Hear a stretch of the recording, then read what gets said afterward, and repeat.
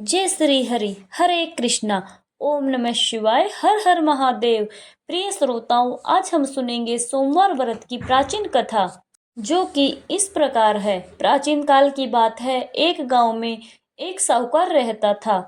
साहूकार अमीर था, लेकिन उसकी कोई संतान नहीं थी। साहूकार अपने वंश को लेकर हमेशा चिंतित रहता था।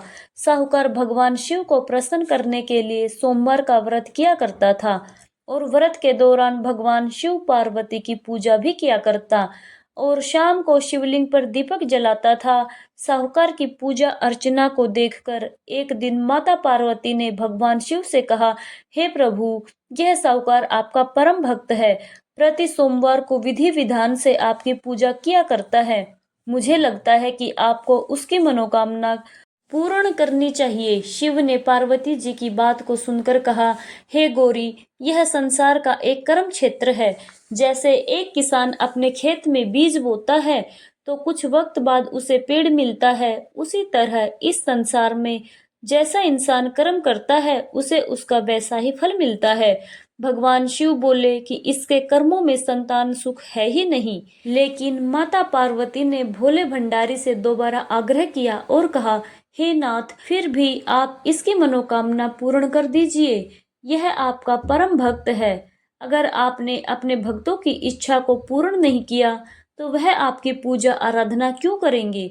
माता पार्वती के इतना आग्रह करने पर भगवान शिव ने कहा, यह साहूकार बहुत धनवान है और इसके कोई पुत्र नहीं है, इसलिए सदैव चिंतित रहता है। लेकिन इसके भाग्य में संतान का योग है ही नहीं। लेकिन तुम्हारे इतना आग्रह करने पर मैं इसे पुत्र प्राप्ति का वरदान देता हूँ। लेकिन इसका जो पुत्र होगा वह 12 सालों तक ही जीवित रहेगा। फिर शिव भगवान ने रात्रि में साहूकार को स्वप्न में दर्शन दिए और कहा कि उसको जल्द ही पुत्र रत्न की प्राप्ति होगी, लेकिन उसका पुत्र दीर्घायु नहीं रहेगा, बल्कि 12 वर्ष तक ही जीवित रहेगा। यह बात सुनकर साहूकार को ज्यादा प्रसन्नता नहीं हुई और साहूकार ने इस बात को सुनकर पूजा अर्चना जारी रखी। कुछ दिनों बाद साहूकार की पत्नी गर्भवती हो गई और उसने एक सुंदर बालक को जन्म दिया। बालक के जन्म से घर पर हर्षोल्लास का माहौल था, लेकिन साहूकार खुश नहीं थे, क्योंकि उनको पता था कि उसके बालक की उम्र केवल 12 वर्ष तक ही है। किसी को भी उसने यह बात नहीं बताई थी। जब वह बालक 11 वर्ष का हुआ तो उस बालक की माता ने उसके पिता से विवाह आदि के लिए कहा, तो वह साहूकार कहने लगा कि इसका विवाह मैं अभी नहीं करूंगा, अपने पुत्र को काशी जी पढ़ने के लिए भेजूंगा। फिर साहूकार ने अपने साले अर्थात बालक के मामा को बुलाकर उसको बहुत सा धन देकर कहा, तुम इस बालक को काशी जी पढ़ने के लिए ले जाओ और रास्ते में जिस स्थान पर भी जाओ यज्ञ करते हुए जाओ और ब्राह्मणों को भोजन करवाते जाओ। वह दोनों मामा भांजे यज्ञ करते और ब्राह्मणों को भोजन करवाते जा रहे थे। रास्ते में एक शहर पड़ा। उस शहर में राजा की कन्या का विवाह था और दूसरे राजा का लड़का जो विवाह कराने के लिए बारात लेकर आया था, वह एक आंख से काना था। उसके पिता को इस बात की बड़ी चिंता थी कि कहीं वर को देखकर कन्या के माता पिता विवाह में किसी प्रकार की कोई अड़चन पैदा ना कर दें। इस कारण जब उसने अति सुंदर सेठ के लड़के को देखा तो मन में विचार किया कि क्यों न दरवाजे के समय इस लड़के से वर का काम किया जाए। ऐसा विचार कर वर के पिता ने उस लड़के और मामा से बात की तो वे राजी हो गए। फिर उस लड़के को वर के कपड़े पहना तथा घोड़ी पर चढ़ाकर दरवाजे पर ले गए और सब कार्य प्रसन्नता पूर्ण हो गया। फिर वर के पिता ने सोचा कि यदि विवाह कार्य भी इसी लड़के से करवा लिया जाए तो इसमें क्या बुराई है। ऐसा विचार कर उसने लड़के और उसके मामा से कहा, यदि आप फेरों का और कन्यादान के काम को भी करवा दे तो आपकी बड़ी कृपा होगी और मैं इसके बदले आपको बहुत कुछ धन दूंगा। तो उन्होंने स्वीकार कर लिया और विवाह कार्य भी बहुत अच्छी तरह से संपन्न हो गया। परंतु जिस समय लड़का जाने लगा तो उसने राजकुमारी की चुंदड़ी के पल्ले पर लिख दिया कि तेरा विवाह तो मेरे साथ हुआ है, परंतु जिस राजकुमार के साथ तुमको भेजेंगे वह तो एक आंख से काना है और मैं तो काशी जी पढ़ने जा रहा हूँ। लड़के के जाने के पश्चात उस राजकुमारी ने जब अपनी चुंदड़ी पर ऐसा लिखा हुआ पाया तो उसने राजकुमार के साथ जाने से मना कर दिया और कहा, पिताजी, यह तो मेरा पति नहीं है। मेरा विवाह तो इसके साथ हुआ ही नहीं। वह तो काशी जी पढ़ने गया है। राजकुमारी के माता पिता ने अपनी कन्या को विदा नहीं किया और बारात वापस चली गई। उधर सेठ का लड़का और उसका मामा काशी जी पहुंच गए। वहां जाकर उन्होंने यज्ञ करना और लड़के ने पढ़ना शुरू कर दिया। जब लड़के की आयु 12 साल की हुई, उस दिन उन्होंने यज्ञ रचा रखा था।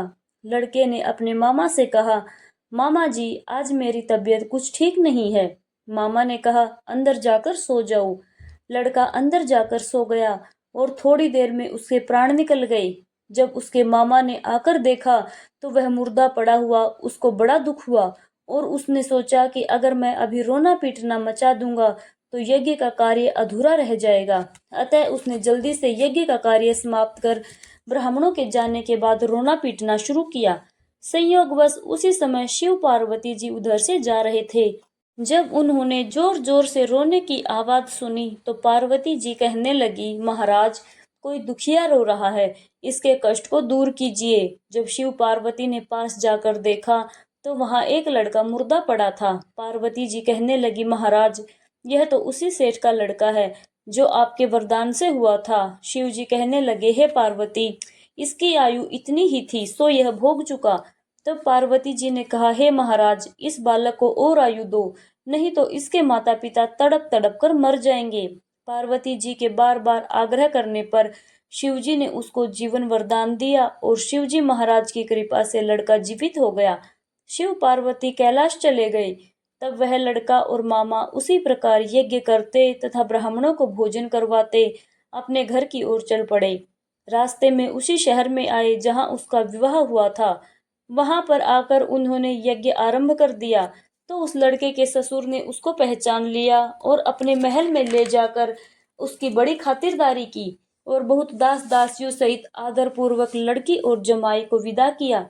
जब वह अपने शहर के निकट आए तो मामा ने कहा, मैं पहले तुम्हारे घर जाकर खबर कराता हूँ। जब उस लड़के का मामा घर पहुंचा तो लड़के के माता पिता घर की छत पर बैठे थे और यह प्रण कर रखा था कि यदि हमारा पुत्र सकुशल लौट आया तो हम राजी खुशी नीचे आ जाएंगे, नहीं तो छत से गिरकर अपने प्राण दे देंगे। इतने में उस लड़के के मामा ने आकर यह समाचार दिया कि आपका पुत्र आ गया है। तो उनको विश्वास ही नहीं हुआ। तब उसके मामा ने शपथ पूर्वक कहा कि आपका पुत्र अपनी स्त्री के साथ बहुत सारा धन लेकर आया है।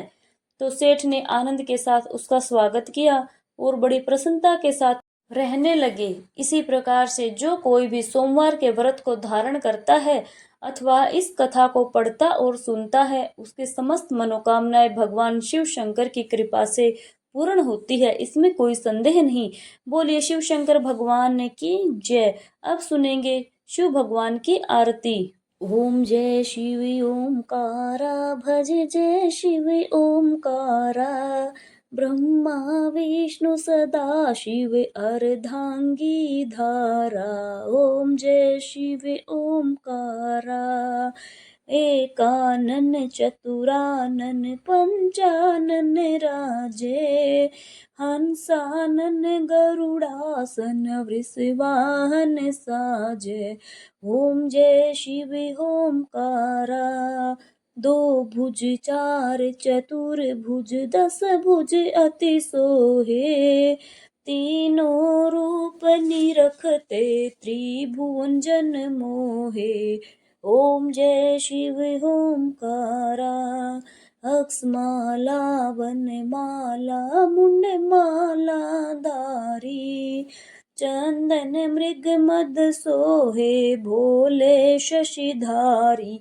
ओम जय शिव ओमकारा, श्वेतांबर पीतांबर बाघंबर अंगे, सनकादिक ब्रह्मादिक भूतादिक संगे। ओम जय शिव ओमकारा, कर के मध्य कमंडल चक्र त्रिशूल धरता, सुख करता दुख हरता, जग पालन करता। ओम जय शिव ओमकारा। ब्रह्मा विष्णु सदा शिव जानत अविवेका। प्रणवाक्षर के मध्य ये तीनों एका। ओम जय शिव ओमकारा। त्रिगुण शिव जी की आरती जो कोई नर गावे। कहत शिवानंद स्वामी भजत हरि हर स्वामी मन वांछित फल पावे। ओम जय शिव ओमकारा। ओम जय शिव ओमकारा। भज जय शिव ओमकारा। ब्रह्मा विष्णु सदा शिव अर्धांगी धारा। ओम जय शिव ओमकारा।